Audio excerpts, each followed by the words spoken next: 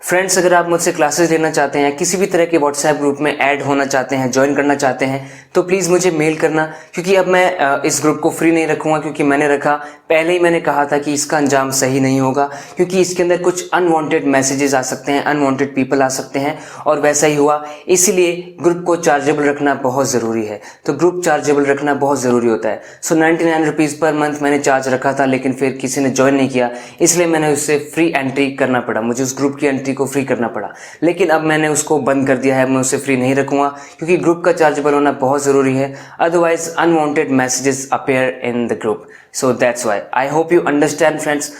उम्मीद करता हूं कि आप समझ गए होंगे। और अगर आपको किसी भी क्लासेस की ज़रूरत है, किसी टाइप से आप क्लासेस लेना चाहते हैं, तो आप मुझसे मेल पर कॉन्टैक्ट कर सकते हैं। Let's improve English.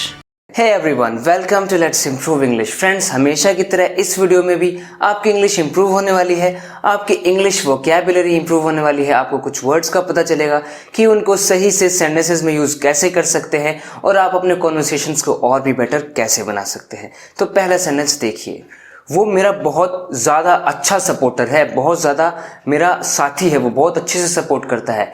He is my stalwart supporter. He is my stalwart supporter. Stalwart is the word hair on which my attention is, जो मैं आपको पढ़ाना चाहता हूँ। Stalwart means very very dedicated, आपका बहुत ज़्यादा भक्त कहते हैं ना जिससे, कि he is my stalwart supporter. If somebody is your stalwart supporter, that means वो आपका बहुत ज़्यादा सपोर्ट करता है, बहुत दिल से डेडिकेटेड है। जैसे उसने अपने स्टॉलवर्ट बॉडीगार्ड के साथ बहुत सेफ महसूस किया। He felt safe with his stalwart bodyguard. With his stalwart bodyguard. So stalwart का मीनिंग आप समझ गए होंगे, जो बहुत डेडिकेटेड है, सही में सपोर्टर है, सही में किसी चीज़ को बहुत अच्छे से वो प्यार करता है, बहुत डेडिकेटेड है किसी चीज़ के प्रति। जब वो रोने लगता है ना, तो उसे चुप करना बहुत मुश्किल हो जाता है, बहुत मुश्किल हो जाता है। When he starts crying, it becomes really problematic to calm him down. When he starts crying, यानी जब वो रोना शुरू करता है, it becomes very problematic, यानी बहुत प्रॉब्लम वाला हो जाता है, बहुत मुश्किल हो जाता है, to calm him down, उसे चुप करना, उसे शांत करना बहुत मुश्किल हो जाता है, प्रॉब्लमैटिक हो जाता है, यानी बहुत प्रॉब्लम्स होती है उसके अंदर ऐसा करने में। So dealing with such people can be problematic, यानी इस तरह के लोगों से डील करना प्रॉब्लमैटिक हो सकता है, यानी मुश्किलों भरा हो सकता है। तो आप जितने ज़्यादा एग्जाम्पल्स बनाएंगे, आपको वर्ड्स बहुत अच्छे से याद होते चले जाएंगे। मैं इन छोटी छोटी बातों पे ध्यान नहीं देता। I don't pay attention to these tiny details. I don't pay attention to these tiny details, यानी जो छोटी छोटी डिटेल्स है, जो छोटी छोटी बातें हैं, मैं इन पर ध्यान नहीं देता। I don't pay attention to these tiny details. तो स्मॉल की जगह पर आपने टाइनी का यूज़ किया, तो अलग अलग वर्ड्स का यूज़ किया कीजिए, ताकि आपका कॉन्वर्सेशन बहुत इंप्रेसिव लगे। वो एक प्यार में ठुकराया हुआ लड़का है। प्यार में ठुकराया हुआ, इसके लिए ना इंग्लिश में एक स्पेशल वर्ड होता है, love loan. LOVELORN।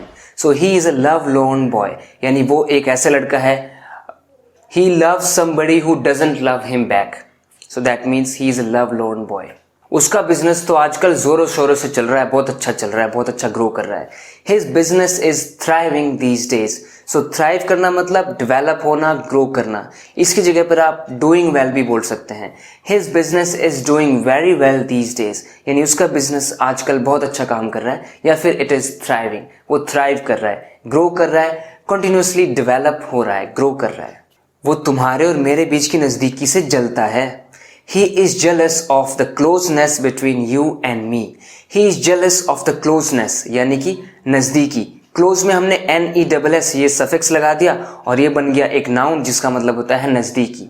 So the closeness between you and me. Hero बनने के सपने देखना बंद करो। Stop fantasizing about becoming an actor. Fantasize. If you fantasize about something, that means you're daydreaming about it.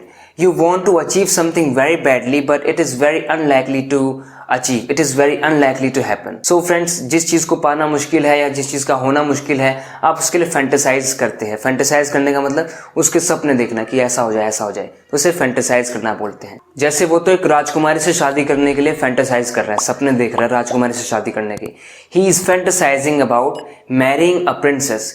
He is fantasizing about marrying a princess, यानी एक princess से Mary करने की फैंटेसाइज कर रहा है वो। सो फैंटेसाइज करना मतलब सपने देखना किसी चीज़ के, बहुत ज़्यादा एक्साइटेड होना या फिर बहुत ज़्यादा चाहना, सपने देखना, दिन में सपने देखना कहते हैं ना, उसे हम फैंटेसाइज करना बोलते हैं। शायद आपको ये पहले ही पता होगा। जितने ज़्यादा आप सेंटेंसेस बनाएंगे आपको वर्ड्स याद रहेंगे और कॉन्वर्सेशन करते समय जब आपको वर्ड्स की ज़रूरत पड़ेगी तो क्लिक करेंगे आपके माइंड में और उन वर्ड्स का आप यूज़ फिर कर सकेंगे।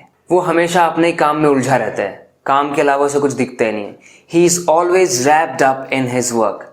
If you are wrapped up in something, that means you are paying too much attention to that particular thing and you're not paying much attention to other things. यानी कि आप उसी चीज़ में wrapped up हैं, उसी चीज़ में उलझे हुए हैं, बस उसी चीज़ के बारे में सोच रहे हैं।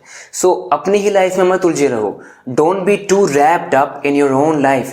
यानी अपनी ही लाइफ में wrapped up मत रहो, यानी कि अपनी लाइफ में उलझे मत रहो, और भी चीज़ों के बारे में सोचो। सो रैप्ड अप, इसका आप ऐसे यूज़ कर सकते हैं। मैं तो उसकी पेंटिंग को देखता ही रह गया, मुंह खुला का खुला रह गया उसकी पेंटिंग देख के। I was awe struck by his painting. If you are awe struck होने का मतलब होता है आपको बहुत ज़्यादा किसी चीज़ ने सरप्राइज कर दिया है कि वाओ, बिल्कुल ऐसा एकदम आपको एकदम झटका लगा, कोई चीज़ आपको बहुत ही अच्छी लगी है, मतलब कि ऑ स्ट्रक, आप किसी चीज़ से ग्रेटली इंप्रेस हो गए हैं, यानी ऑ स्ट्रक हो गए हैं। So I was awe struck by his painting, यानी उसकी पेंटिंग से मैं ऑ स्ट्रक था, यानी बहुत ज़्यादा सरप्राइज था, बहुत ज़्यादा इम्प्रेस्ड था। जैसे मैं तो ऑ स्ट्रक हो गया, यानी मैं तो दंग हो गया, मैं तो बहुत ज़्यादा इम्प्रेस हो गया when she smiled at me. I was awe struck when she smiled at me. So awe struck, so इसका मीनिंग भी आपको समझ में आ गया होगा। Friends, I have told you many times that in order to retain any words और phrases in your mind, you need to make more and more sentences. This is the only way that you are going to retain all of those things, those phrasal verbs or whatever that you have learnt in your mind. So if you want to keep something in your mind for a long time, just make more and more sentences of that particular thing. Friends, I hope that you have learnt a few things from this video, and if you have, please feel free to subscribe to this channel if you haven't already. Okay friends, I'll see you in the next video lesson. Till then, take care and bye bye.